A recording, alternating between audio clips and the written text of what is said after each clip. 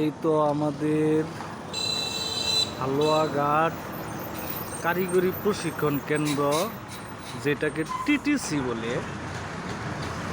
এখনো all process চালু হয় নাই। গার্মেন্টস, ড্রাইভিং প্লাস অন্য অন্য কিছু শাখা চালু হয়েছে, যেটা ফুলপুরও নাই।